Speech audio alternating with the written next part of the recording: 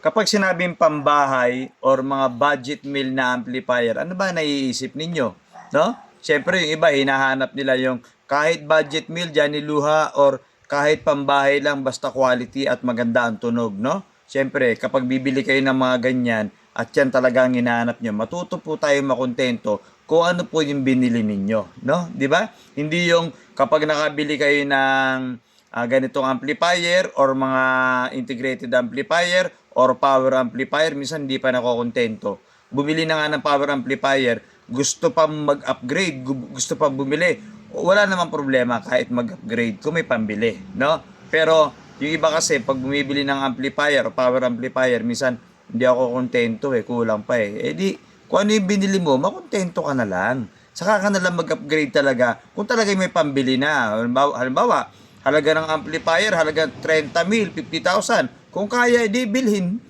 Kung hindi, abay makontento dun sa biniling amplifier. Kagaya ng mga binili nito. Basahin po ninyo reviews. Ang ganda, ang lakas, tamang-tama, pambahay. No? Kasi, kapag sinabing pambahay, ang lagi may imagine natin, mura. Pero ang hinahanap talaga natin, quality. Siyempre, yung ganda ng tunog. Kaya ako sinabi sa inyo kanina na matuto tayo makontento dahil pag binili natin ng isang bahay, pag binili natin ng isang bagay, kagaya ng amplifier na ganito, matuto tayo makontento, di ba, no? So, ito kasi yung amplifier na sabi nila may fan ba yan? Meron, hindi pwedeng wala. Kasi nga, siyempre, para lumalamig, may cooling fan. Ang nagustuhan ko dito sa amplifier na to, pwede siya sa mga kotse, sa mga sasakyan, sa e-trike, sa e-bike, or sa mga sasakyan ninyo. Bakit? Or sa mga, halimbawa, ngayon, gagaya nyo, time ng eleksyon, kailangan nyo ng pang-music sa sasakyan ninyo, kasi pwede siya ng 12 volts, no? Lalagyan nyo siya ng adapter, or yung tinatawag natin na 12 volts, positive, negative, andar na, tutunog na, speaker na lang ilagay nyo. 300 watts max po ito, at meron siyang dalawang audio, no, input. Okay? So, pwede pa nga kayo maglagay dito ng isa pang amplifier or equalizer kasi meron din siyang output. Di ba, no? FM, yes. USB, yes. Bluetooth, yes. USB, Bluetooth, at FM. Meron po, digital pa. LED display pa yan. At ang kagandahan dito sa nagustuhan ko dito, yan po ay may built-in na equalizer. Kung wala kang pambiling equalizer, meron na to. No? Palakasin mo yung bass, iangat mo yung mid, iangat mo yung high, depende po sa pandinig ninyo kung ano yung nakontento kayo, no? Meron siyang 4 na microphone input. Then, isa pa sa nagustuhan ko dito, kayang-kaya po nito ang mga D15 500 watts. No? Lakas nun. Sound check, dyan niluha. Actually, marami na ako sound check na ginawa nito. Pero, dahil isi-set up ko to, sa susunod ko ng video ulit, isa sound check para marinig po ninyo ulit. Ibig sabihin kasi marami na akong beses na ginawa nito, no? I-update ko na lang yung video. Kung meron pa tong yellow basket, pwede kayo mag-check out. Itong nakikita nyo yung yellow basket dyan po kayo makakapag-check out. Or, lalagyan ko po ito ng link sa ibang social media natin para yung mga nasa ibang social media, nakakapag-check out din sila, no? Budget meal, pambahay, abangan ninyo. Yung tutorial, lalagyan ko din ito ng audio mixer. Lalagyan ko rin ng karaoke sound mixer. Lalagyan ko din ito ng equalizer para nakikita ninyo kung paano natin sineset up. Crossover, lagyan natin. Maximizer, exciter, i-connect natin. Pwede ba ito sa mga power amplifier i-connect? Pwede po sa mga power amplifier din, isasama ninyo. Depende po sa i-drive. Kung ba, gusto nyo i-drive nito, mga subwoofer na D12, 300 watts, 400 watts, pwede. Kahit sa power amplifier ito nakalink. Talaga ba? Yes. Di ba? Maraming beses ko nang ginawa yan.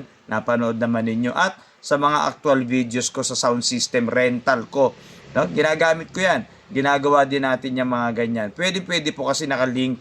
Basta kung ano yung kaya po nitong speaker, yun po ang idadrive. Huwag nyo idadrive yung, halimbawa, meron kayong D18, mga ang tataas ng RMS or yung mga high-powered, no? Mga powered talaga na speaker, no? Yung ibig sabihin, yung mga pangmalakasan. I-connect nyo dito? Hindi po, hindi pwede.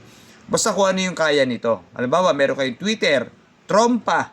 O di ko rin dito yung trompa, lalo sa simbahan. Yung Twitter ninyo, meron kayong 6 na Twitter. Si Twitter ang magdadrive, ito ang magdadrive para kay Twitter. Or sa mid-high. Basta kung ano po yung kayang speaker, yun po. Ganun din naman sa power amplifier. Si power amplifier, lalagyan mo ng tweeter na 2 piraso na D6, kaya ba?